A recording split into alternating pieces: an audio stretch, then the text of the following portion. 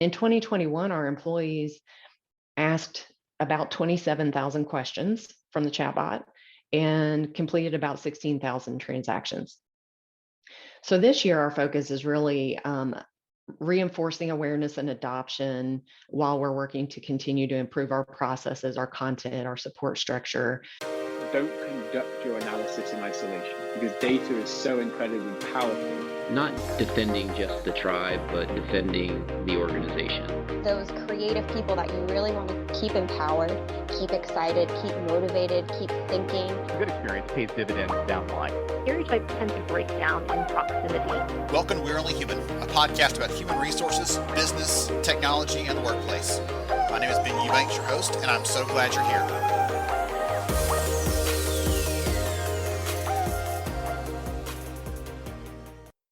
Hey everyone, welcome to We're Only Human. I'm really glad that you're here with us today. And I'm going to tell you, one of the things that gets me when it comes to talking about employee experience is I have this issue because it can feel very vague and undefined. People talk about it like it's this thing, and it's actually a whole big host of things. And so it is my goal with a podcast to make sure that we take these things that are, just buzzwords and platitudes and generalities and make them real, make them tangible and practical for you. So today I'm going to do my very best to do that and draw those things out from our amazing guests. And I have the distinct pleasure of talking with Nicole Sloan, Kimberly Clark, and Melissa Swisher from Socrates about Kimberly Clark's journey of transformation. So Nicole has promised me some great insights and things, and I'm thrilled to have both of them here with us. And so to get started, Nicole, would you take a second and give us a little bit more about who you are and what you do, please? Sure. And so I'm excited to be here, Ben. I've been with Kimberly Clark for a long time in a variety of roles within HR. Most recently, I spent a couple of years dedicated to our HR transformation, implementing tools to enhance our digital experience. And now I'm leading employee experience. Excellent. Wonderful. I'm glad you're here. So Melissa. Yeah, thanks for having me, Ben, and great to be here today. Melissa Swisher, I'm the Chief Revenue Officer and co-founder of Socrates, and have been in this employee experience journey for the last 5 years, trying to help companies just maximize that opportunity.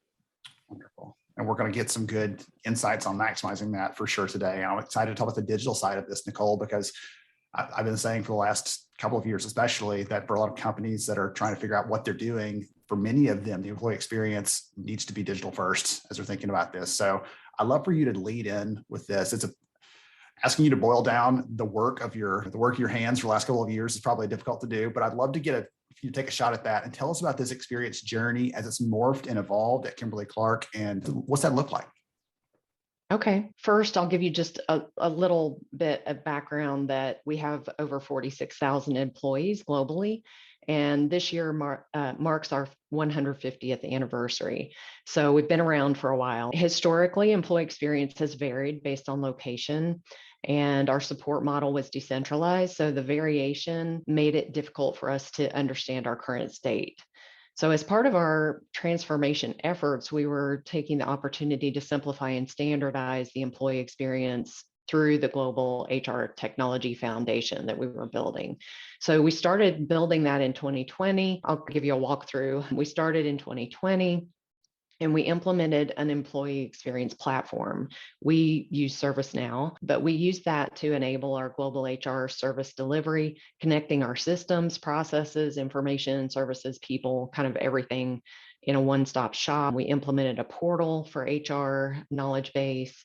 At the time, we migrated about 2,500 articles. We enabled 18 languages, and we had a back-end case management system with that. Toward the end of 2020, then we went live with our Casey chatbot. And so working with Melissa and her team at Socrates to introduce that. Chat was completely new for HR. So we chose that the Casey chatbot because it was system agnostic. It kind of sit anywhere, handles questions and actions that employees might be taking. It was cross-functional. So I think what's really important that we did was we partnered with IT. So we went live together to answer employee questions for IT and HR. And then we went live small with content in 2 languages and about 13 languages. But in 2021, that was all about expanding our capability. More broadly, we were implementing global HR shared services So that was a huge undertaking. We did country by country. We expanded the capability of our Casey chatbot. So we built up to 5,000 articles that were accessible to answer questions. We had about 150 transactions and all 18 languages. And in 2021, our employees asked about 27,000 questions from the chatbot and completed about 16,000 transactions. So this year, our focus is really reinforcing awareness and adoption while we're working to continue to improve our processes, our content, our support structure. So one of the things we're doing is we're reviewing what's called a taxonomy, which is a weird word, but it really is just the structure and the categories of our case management and our content and making sure that's aligned across. Because I think having your taxonomies aligned across like the portal and the chat and the case management is key. And then also the right kind of routing for your cases going to the support team, the right support teams. And we're also introducing live chat support. So the support team will be able to connect with employees through live chat as well this year. So you've driven them into chat to get them used to getting questions answered and getting some service and support that way. And now you're going to say, hey, in addition to all the other stuff that you could already get, now you can get somebody if you need to. And I was going to make a comment there for the audience out there, for those of you listening in. When she said the chatbot's name is KC, Kayce is how they've spelled that, like a person's name, but KC for Kimberly Clark. So there's the fun kind of tie-in there to who they are. I always have fun seeing how people name theirs, because sometimes it's something very bland, but other times they find some way to connect it back to who they are and what they're about. So that's always fun to see that part of it. So I'd love to hear, Melissa, we heard all these really intriguing and amazing things, honestly, that Nicole and the team are working on. Where does Socrates fit into this as a partner and help to support that? Nicole and the team at KC have been phenomenal partners. And I think that's really where it started. This willingness in terms of looking at this from a holistic point of view. As Nicole mentioned, it's not just about HR help or IT help. They've really come together to really support the employees from that perspective. So I think first and foremost, that's a lot of kudos to them about the way they thought about it.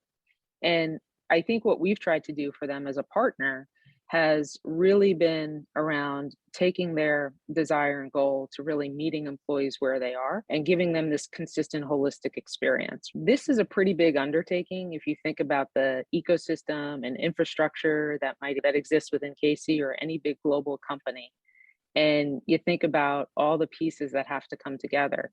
And so I think from their point of view, it was really about, as Nicole mentioned, this foundational approach and working with them to say, how do we get to a really great base ground? But then also let's start to really look at and tackle and address the things that we know have high impact. Casey has a really diverse workforce population. And so I think that's also super important, is the ability to think about it from how are we going to serve the different aspects of their organization, whether it's globally or a mill worker or an office worker. And the ability to tie it all together and being on the forefront of thinking about consumer experiences, because they're such a great consumer company, but being able to do that from a point of view of giving that and offering that back to their employees is really the places of where we work a lot with the team to try to help get them there, which they've been great partners to. Wonderful. There's one of the things that you touched on, Nicole, earlier that I wanted to ask a question about, if you don't mind, because you mentioned taxonomy, and I know that's one thing that's for you. You tried to give a little bit of a clarification on that, but for the audience out there that hasn't gone down this path, what is the importance of a taxonomy in the bigger picture of this thing you're trying to do? Because I think that's just give them a little bit of if you don't mind, a little bit of understanding about that and what it is. Because I talked to a leader this week, actually, and they tried to roll out their own kind of employee self-service and get your answers here, and they don't have the right things in place. And so they're not getting that support. They can't get to the right router to the right answers and things like that. So talk about taxonomy as that foundation piece, if you don't mind, because I think that's going to help all of this become more clear to the people out there that are the average HR leaders may not have had that experience you've had. Sure. So as I said, we're taking another look at that and making some adjustments, but there's a front end impact and there's a back end impact. So the front end impact is for the employee to be able to categorize their question, or what is it that you're looking for? What are you trying to request? So if you can break it down into the right categories and subcategories, they're going to find it faster. And that's really what you want. You want them to find what they need, get there, take care of it, and get back to work. And they don't want to be frustrated and have some kind of, barrier that didn't allow them, or they got frustrated in the process. The front end impact is important, right? So that employees can get there and identify and categorize their question. What happens on the back end and what you want to tie into that is having your content categorized in a way that you can tie that into the types of questions they're asking. Then you've got the back end support team, and the support team is also probably tapping into that same content, right? So they're using it. If the employee had trouble or didn't look or whatever the case would it be, then the support team's also using that same content. Then ultimately, you want to be able to report on it. So if you've tied everything together in the right way, you're going to get the insights out of your reporting and analytics side. If you didn't build it right, you're going to struggle with that, and you didn't quite get to what you were needing, and you'll have to second crack at it or figure out where did the breakdown happen. So if you can build it and align it, it's going to help the employee, and it's going to help you in your reporting. Excellent. I didn't even think about the reporting piece. I'm glad you mentioned that one, because obviously when we start doing something like this, at some point, someone's going to say, hey, how's that going?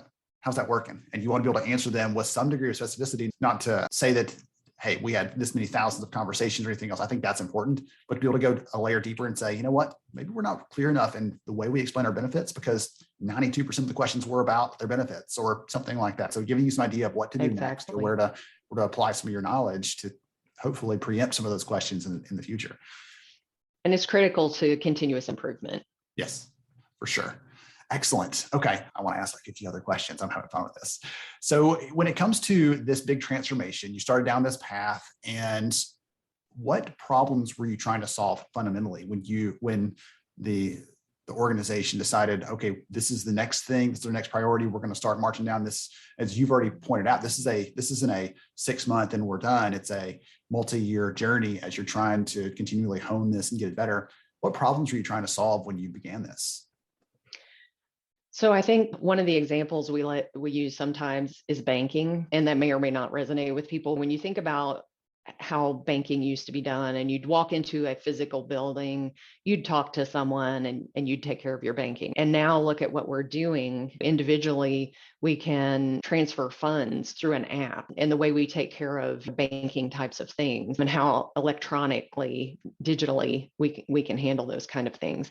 And when you think about employees doing that in their personal lives and then coming to work and still having to go walk in the building, go find a human and ask a question or get something done, that's not their experience at home. So it's really trying to match that to some extent. We know we can't do that perfectly, but meeting the employee expectation of a consumer-like experience. So that was really one of them. Another one is similar, but 24/7 support, accessibility. When we think about our employee population, we have them working different shifts, different hours. You have people who have a desk, you have people who are deskless and in a frontline manufacturing type of role. So how do you make it accessible? And then I think finally, just the simplification and standardization of self-service to have a consistent experience globally, which we knew we didn't have when we started this. Yeah, I heard earlier, I picked up on it when you said it wasn't just about having a consistent experience, but trying to simplify that too, because in some cases it's probably 15 hoops to jump through. And where do I go for that question to submit that? How do I get routed down this path for a question around benefits, like I said earlier, versus an IT ticket? And again, there's so much complexity, and we sometimes take it for granted, I know, as leaders, because we're in the mix of how those decisions get made, and we know the other stakeholders really well. But for the average employee, someone who's working on a line or something else, that can become really confusing, because that's not their job to know those things. It's their job to do whatever the task is in front of them. So really trying to put that in their hands and make that as simple as possible so they can, as you said earlier, get the information they need and get back to work is important there. So Melissa, one of the things that we know about transformation is this can't be just about the technology. It can't be just about the people. They can't just be about the culture. They're all fitting together in this. And I'd love to hear from you how you and the team at Socrates are helping to enable those three aspects of this when it comes to, obviously the technology side is easy, but how are you enabling the other pieces of this, like the people and the culture side of this big transformation? Because I have to imagine there's some element to that beyond just putting a chatbot in someone's hands that probably fits into this. Yeah, absolutely. And I think Nicole had a lot of great points and kind of would just echo that as we start talking about it. I love the analogy of a banking, but I've been saying lately about when's the last time you called 411? Some of my teammates are like, what is 411? And I was like, but besides that, in terms of the way that people consume data, and I think that has to really be the thing that shines through. When you talk about culture and that experience that you're offering your workforce, it has to be a consumer-like experience and simple. Right? The technology is one thing and has the ability to tie all these pieces together, right? Where systems live, where the documentation lives, all of that, and make it a consistent, simplified experience from the user end. But the technology, the culture and people is really important. And so when we thought about this, it's really a couple of key elements. What were the high impact areas that we could think about that could help get people to what they needed? And oftentimes that comes in the form of personalization. So part of the journey I think that we've seen with KC, and Nicole can certainly echo this, is that as time's gone by, what we see more people doing is the more comfortable they get around questions, the more they think about personalization. So what's specific to me as the end user? And so I think of those things as actions or to-dos, right? And it's, how do I request time off? Or I need to take time off. So why can't I just go ahead and do something in a way that's very conversational, right? Or updating personal information versus having to go into multiple systems. That whole convenience factor of meeting people where they are was also critical. KC was brilliant in the fact that they've focused on the KC experience on their 2 ServiceNow environments, their Microsoft Teams solution, and most recently with the procurement hub. So from a holistic and meeting people where they are, I think is key from a culture. But then the second part related to that is then what are the things impacting them year over year, right? So if we think about the things that happen in every given year, there's things that happen seasonal. So we're just finishing up right now year end. Everybody's asking about W-2s. We're going to go into performance review planning and then open enrollment. And then how do we also start to look at this from ensuring we're going to have maximizing all the great benefits and solutions KC offers and making sure people know where to go in order to get that or to be able to do something directly from that, I think has huge impact. And that's why it's not just a one and done journey, to absolutely to your point. I hadn't thought about it until you were saying some of those things, Melissa, but I think about some of our own personal experiences to the banking point that Nicole, you made earlier. We just recently finally broke down and got a Google Assistant enabled device here. And at first it was, hey, just play music, right? That's what the kids use it for all the time. Or set a timer for this or in the kitchen. But now it's, hey, add this to the grocery list or remind me to do this thing later on because I'll probably forget. And to your point, we start doing these things that we expect. And then over time, I'm like, I wonder if I can also do this and also do that. And can I add this other thing in? And so there's some really fun things around that. And that actually echoes some of the research we did last year around when companies start using bots and other automation, things like that. They then use that freed up time to focus more on things like business impact and on building better stakeholder relationships. And it's because you have that time freed up, you're not just answering questions, right, from your employees all the time. You have a chance to do some of those other things that are important to you, but are hard to get to sometimes because we're spending all of that just investing back into them. And so by changing this up a little bit, that gives us more of a focus there. So that's really interesting. So let's take this further. So this journey's been going on. There's been some really important aspects of personalization and really trying to make sure people feel like they have an opportunity to get their problem solved, the questions answered, whatever they're bringing to KC is the case. Nicole, when it comes to measuring success here, do you have some metrics that you started out with or some things that you said, hey, we'd like to hit this, or even anecdotally, it doesn't matter to me. I just love to hear from you how you're trying to figure out if this is working. You gave us some really good numbers earlier on volume and usage. And I think those, if there was nothing else, I think that would be very telling to say, these people had questions, they got answers, and we got to spend our time somewhere else that was important. And those people were heard and listened to and felt supported. But are there other things you're also thinking about in this that you're trying to figure? Yeah. So when we first started, we did the project charter and we had some targets and we were thinking about this. And we started with that, the portal and the chatbot usage for different parts of the employee population. We just want to measure, okay, are these employees using it? Are these over here using it? Maybe having ratings on our content to get feedback, and employees, are they opening their own cases for questions or is someone doing it for them?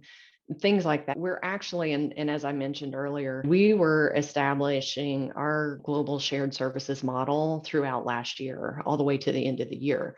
So this year is really the first year we could really establish a baseline. And so initially, we are measuring usage and types of support that employees need or value. We expect initially that case management would increase, like we'd have more cases, more questions coming in as there's adoption. But eventually, then as we mature, we would look to deflect some of that with the chatbot and some of this self-service, other avenues they can find answers, right?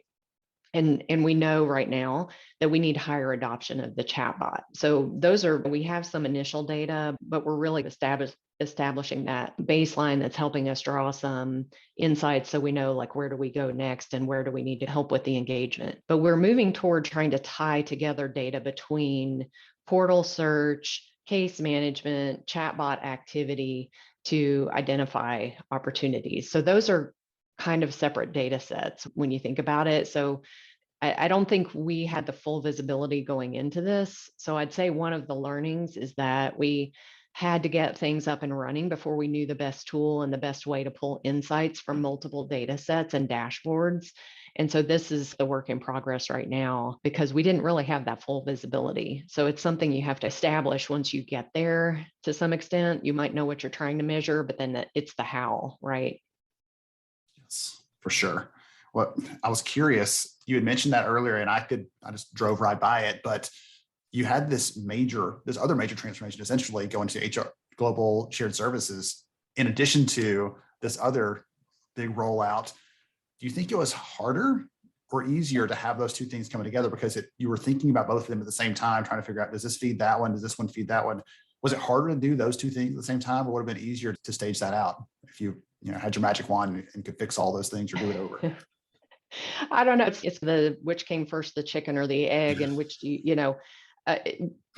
I don't know. We could have done it in the reverse, and maybe that would have felt different. The fact of the matter is, this is how we had to go about it. So it might have been a little easier. I do think it's a progression regardless, right? So we had to establish the technology piece. We had to establish how our delivery model was going to work, getting them connected in with each other. And I think one thing I wanted to go back to that you said earlier, you were talking about, I don't want to overemphasize the technology piece in the way that we're trying to take the humans out of it.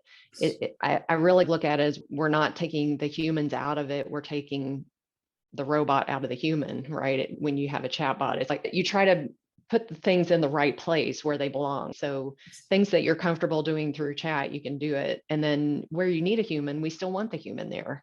So that was really the shared services part of it, is we do have the support team there. If people want to engage and they need the help, then they're there. So ultimately it's all coming together, but yeah, it's quite a journey. I'm glad you mentioned that, because that's one of the big hurdles. I talk to some leaders that are, yeah, we want to do that, but what's it going to feel like to be on the other end of that? What's it going to feel like to be an employee and have to do this in that sort of regard? And if it's something as simple as what's my deductible or whatever else, that doesn't require a human. But if it's hey, if we have this emergency and I really need somebody to help me, you have the right person there ready to jump in and support them. And I think that's what people want to know. They want to know that in their moment of need, is someone really going to be there? And you've already established that was critical for y'all as y'all were developing this and putting it together. Excellent. And I think it's a key part of our culture too. Every company is different, right? So we know we're not going to have 100% of you have to go through this chatting with a bot for 100% of your support. We're not going to go there because that's not our culture. I'll tell you really quickly, there's one of the stats that I put in the book that was so amazing to me because it surprised me, is I was a little skeptical when the whole conversation around bots started years ago. I was a little skeptical about that, like what it would feel like. And so I was talking to a company and they said, you know what? This is the thing that matters to us. When people are going through and talking to the bot, at the end of that transaction, they've got their task handled, their question answered, 75% of them say thank you. Knowing full well that it's not a human, they say thank you. Most of the time when we go to, even in our consumer world, that we think that's the pinnacle of things. So sometimes we want to just pull our hair out because the experience is not good. And so saying we are taking care of people so well that they're saying thank you, even though they know it's not a person at the other end. That's really important. It's hard to measure that feeling, what that feels like to them. But if they're good enough to say, hey, that's almost a feedback loop of mission accomplished there. So there's some good pieces to that, maybe hard to measure, at least initially. Melissa, I'm going to throw a question at you, if you don't mind. I was just gonna, if you don't mind, just to add on that, I think if you think about that from an employee lens, they have a strategic need, and that is really where that conversation from HR comes in. How can you help me in that moment? There's the pieces that are tactical that I think are, how do we drive efficiency into some of the process and make it super easy and automated? And the last piece is super, super important to me, which is that emotional aspect, which is what Kate, you just touched on with the thank you, and Nicole and the team is so thoughtful of at KC about, right? How do you emotionally make sure you're connecting with it? And you can do it with both avenues, right? Technology can warm your heart with some multimedia or memes and GIFs or GIFs, however you want to pronounce it. But then the importance of that relationship and dynamic between HR is super, super important too. So just didn't want to forget about that. So. I'm a big proponent of these tools, and the biggest obstacle to overcome a lot of times is, does it feel human? Is this just keep people at arm's length, or is it so that we can serve them in those things that are most important and have those other things that they honestly don't care if it's a bot, as long as it gets the question answered, that's all that matters to them. And that's what we see in our research is candidates, employees, they're not really picky if it's something simple like that, but more strategic, to use the word that you use there. That's the time they really want, or if it's high emotion, or if there's some other circumstance that's very unique and beyond whatever the template answer can get them. So I love that. One other thing I'll throw in here, if you don't, I'm gonna stay on this topic forever, it feels like. This is a chatbot. It uses AI, all the other fun stuff there, but that is not making up new answers to the questions people are asking. The team at KC has said, these are the answers. This is how we communicate to people. This is how we show them they're valued and appreciated. This is how we answer their questions. And the AI just helps to find the right answer that's already been chosen by a human. So it's not about having that just generate some random response to a question based on whatever it thinks is the right thing. It's actually saying, no. Nicole or someone on Nicole's team has already said, this is how we respond to this. This is our way that we believe in, and that's how we're going to get that back to you. So again, just to double click on that whole human piece of this, that's where it really comes out. And that's where the advice I give companies when they're worried about, what does this feel like? That's one other piece of advice I give. So, okay, I think I've spent all the pieces of advice I have there. Let's go into your advice, Nicole, if you don't mind.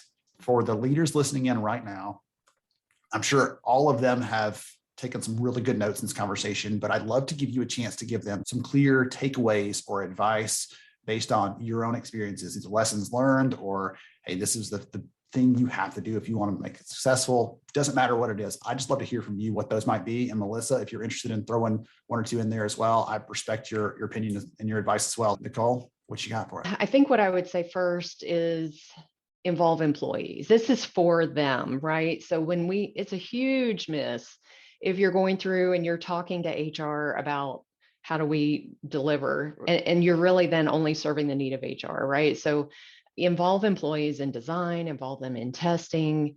What HR thinks we need to deliver has to be validated, and you really have to involve employees. And it sounds simple, but we miss that sometimes. And I think that's a key one. Another one I would say is create cross-functional partnerships in governance. So when we partnered with IT, that it sounds a little difficult because it's like, okay, now we got to do this together and we got to align on things, but it's not always easy to do. But when you do it, you'll be glad you did. So I think the cross-functional partnerships is important. And then I would also say, don't be overwhelmed. Employee experience is huge. It can involve so many aspects, but prioritize, do what you can do, and then move on to the next thing. And so I've talked to other leaders, and it's overwhelming to them. And I've heard the same thing from them. Just choose what you can do first and do the first thing first, and then go to the next thing. Excellent. Eat that elephant one bite at a time. Wonderful. Okay. Melissa, anything to add to this? Yeah, I definitely would echo Nicole's sentiment on the engaging with your employees and talking to different groups. Surveys can be dangerous a little bit because it's a point in time reaction, right? If you're having a bad day, somebody might respond differently.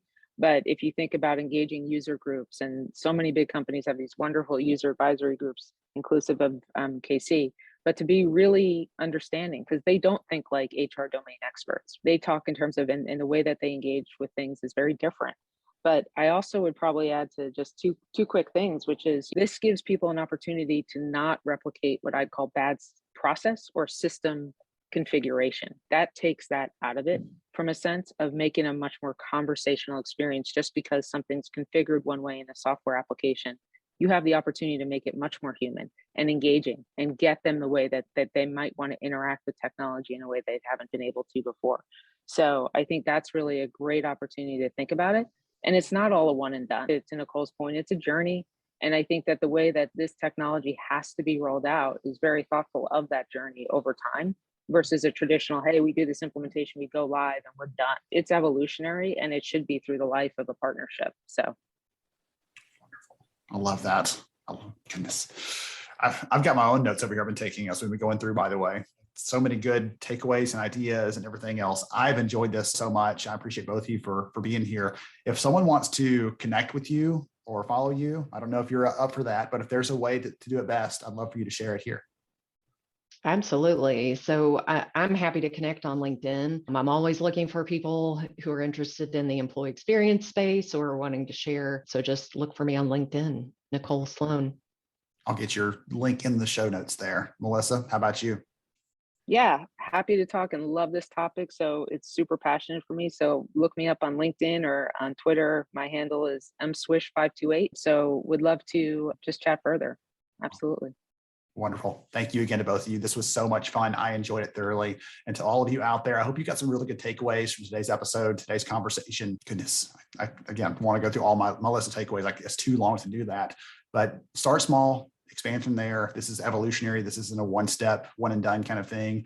And at the core of all of this, you heard over and over in the conversation today, put your people at the center of it. They're not outside of this bubble. They are the reason we're doing these kinds of things, so we can serve them and take care of them better. Thank you all for joining us on We're Only Human, and we'll catch you next time. Thank you so much for joining me on the show today. I'm honored to have you as a listener. If you enjoyed this episode, please take 10 seconds to rate it at iTunes, Stitcher, or wherever you listen to your podcast. Also, if you know a friend that could benefit from today's conversation, please pass it their way. After all, a rising tide lifts all ships. To see show notes, sponsor information, and our full show archives, visit onlyhumanshow.com.